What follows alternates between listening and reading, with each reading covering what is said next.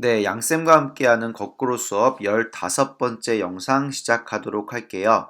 오늘은 대한민국 임시정부에 대해서 1920년대부터 1945년까지 어떤 활동을 했는지 한번 살펴볼 겁니다. 오늘의 학습 목표입니다. 그래서 대한민국 임시정부의 수립 과정, 그리고 활동, 그리고 침체와 재정비 과정까지 오늘 임시정부와 관련된 내용들을 모두 통합해서 살펴보도록 할게요.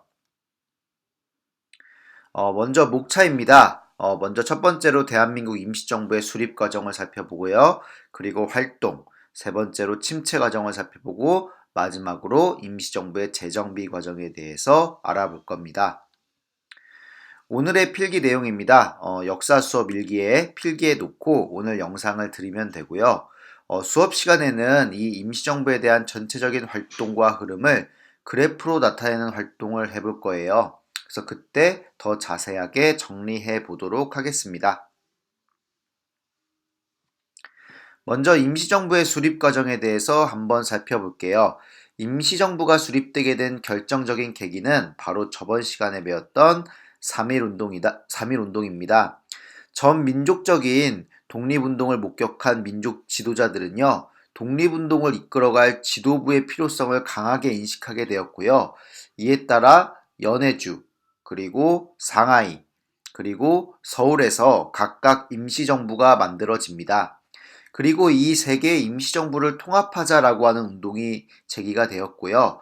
통합된 임시정부를 어디에 두느냐에 따라 논쟁은 있었지만 결국 외교적으로 독립운동을 하기 가장 좋은 지역, 바로 상하이로 결정이 됩니다.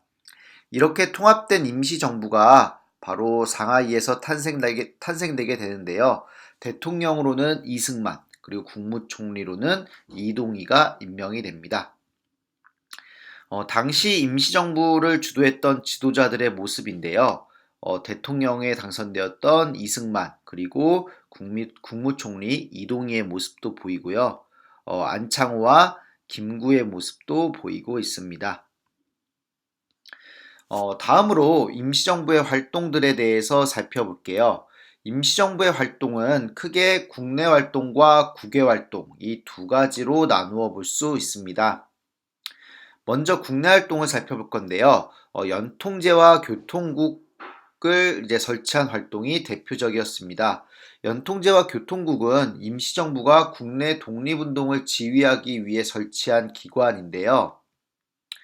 먼저 연통제는 임시정부와 국내를 연결하는 비밀 행정조직이었습니다. 예를 들자면 국내의 비밀리에 설치한 임시정부 사무소 혹은 임시정부 지점이라고 보면 됩니다. 그리고 교통국은요, 이러한 연통제와 임시정부를 이어주는 통신기관으로 주로 정보 수집과 연락 업무를 담당했습니다. 하지만 이러한 연통제와 교통국은 일제 철저한 감시와 탄압으로 오래가지 못하고 곧 소멸하게 되고요. 이에 따라 국내 독립운동을 주도해 나가겠다라고 하는 임시정부의 계획도 큰 타격을 입게 됩니다. 하지만 임시정부는 독립공채와 독립신문 발행을 통해서 독립운동을 지원하는 지도부로서의 역할을 충실하게 하게 되는데요. 먼저 독립공채를 발행해서 독립운동 자금을 마련하고자 합니다. 이건 임시정부가 자금을 일반인들로부터 기부를 받고 나중에 독립이 되면 갚아주는 방식으로 진행되는 거라고 보면 되는 거고요. 그리고 독립신문은 이 국내외 동포들에게 독립운동의 소식을 알려서 독립의식을 고취시키기 위해 발행되었습니다. 예전에 독립협회도 독립신문을 발행했었는데 오늘 배우는 임시정부도 똑같은 이름의 신문을 발행했다라는 것을 꼭 알아두도록 하세요. 그리고 외교적 활동입니다. 임시정부는 특히 외교적 활동에 주력을 하게 되는데요. 파리 강화회의가 열리자 여기에 김규식을 파견을 해서 한국의 독립운동 정당성을 주장한 독립청원서를 제출하게 됩니다. 그리고 미국에는 구미위원부라고 하는 외교기관을 설치해서 미국 정부에게 한국의 독립을 호소하는 그런 활동들을 실시해 나가게 되는 거죠. 그래서 임시정부의 활동은 이렇게 국내 활동과 국외 활동으로 나누어서 기억하고 있는 게 여러분에게 좀 필요할 것 같으니까 꼭 기억해 두도록 하세요. 네, 그리고 임시정부의 침체와 관련된 내용을 한번 보도록 하겠습니다. 임시정부는 1920년대 초반부터 독립운동을 활발히 주도해 나갔지만 1920년대 후반이 되면서 위기에 봉착하게 됩니다. 먼저 임시정부 내부에서는 독립운동 노선을 둘러싸고 내부 분열이 발생하게 되는데요.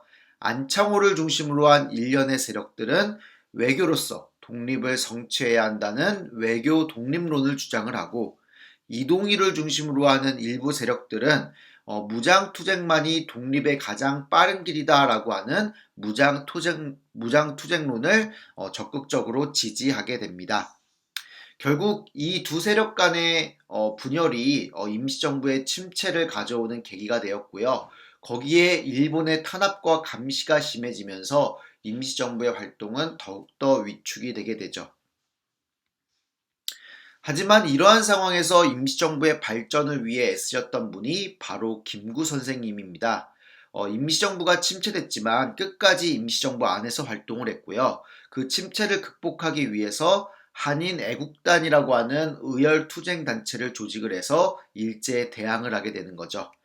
대표적인 것이 여러분들도 잘 알고 있는 이봉창 의거와 윤봉길 의거입니다. 특히 이제 윤봉길 의거와 같은 경우는요, 일제의 상해 침략 총사령관을 폭살시키는 데 성공을 해서 큰 성과를 거두게 됩니다.